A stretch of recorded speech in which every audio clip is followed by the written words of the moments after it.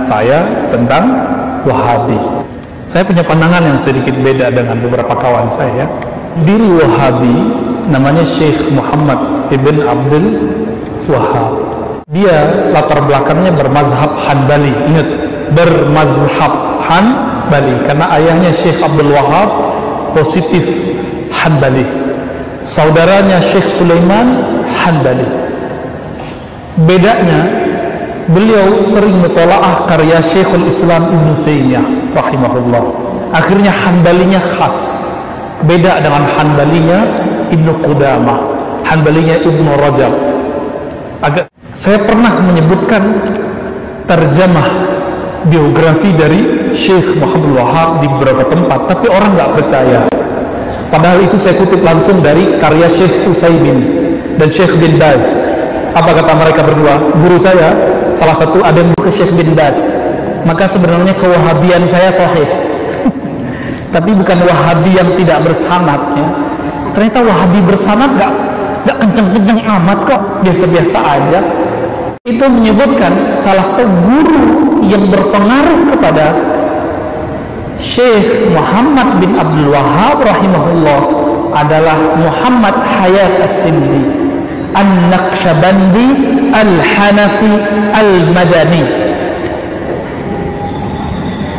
Jadi ada orang yang hijrah dari Sind, dari India ke Madinah. Dulu pusat hadis itu di India, tapi dia kemudian tinggal di Madinah menjadi syekh ahli hadis di Madinah.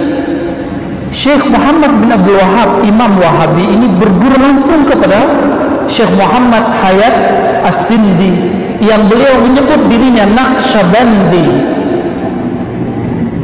Mereka dari mana? Naqsyabandi itu apa? Tariqah Sufi. Al-Hanafi bermazhab Hanafi, Asy'ari Maturidi. Jadi Muhammad bin Abdul Wahab itu berguru ke orang bersanad, maka dia bisa buat gerakan yang bisa merubah Hijaz.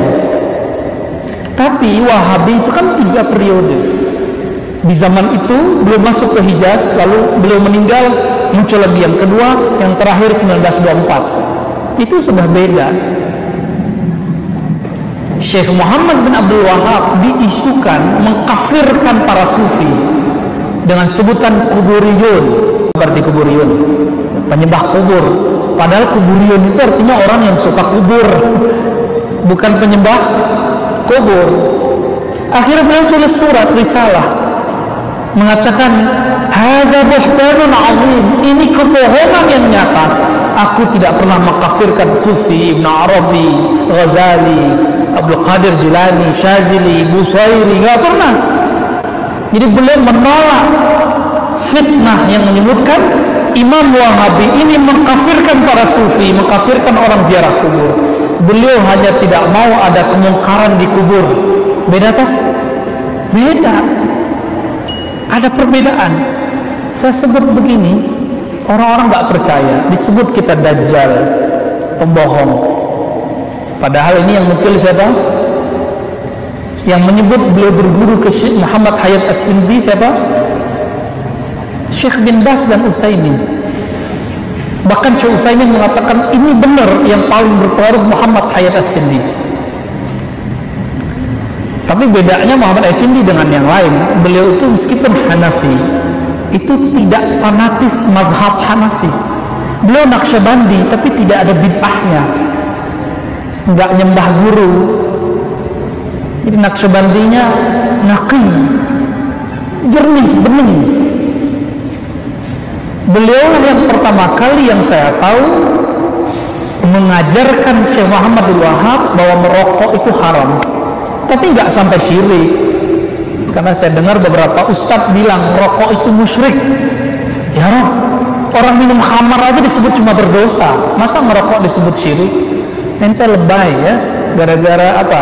Ngaji ahli sunnah nggak bersanad, akhirnya mengkafirkan yang orang berdosa. Yang mengkafirkan orang berdosa itu namanya Khawarij, kelompok ekstremis yang mengkafirkan Sayyidina Ali, Sayyidina Muawiyah, sahabat-sahabat radhiyallahu taala anhum.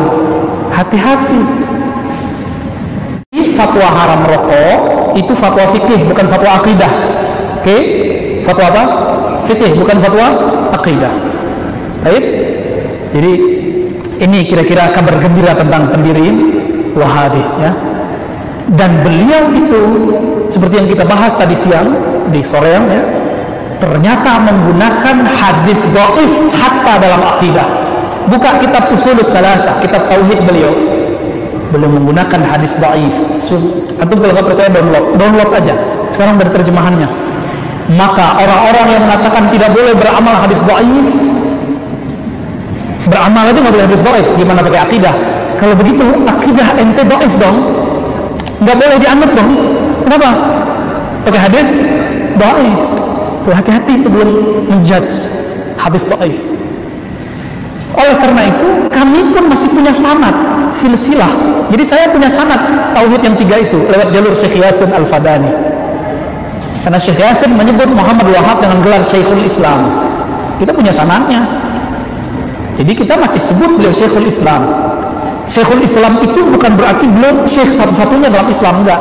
Dalam tradisi Hanbali ada Syekhul Islam, Muhammad Wahab, Ibnu Taimiyah, Ibnu Qayyim, ya, Ibnu Qudamah, Al-Harawi, itu disebut Syekhul Islam. Dalam tradisi Syafi'i ada juga Syekhul Islam. Contohnya siapa?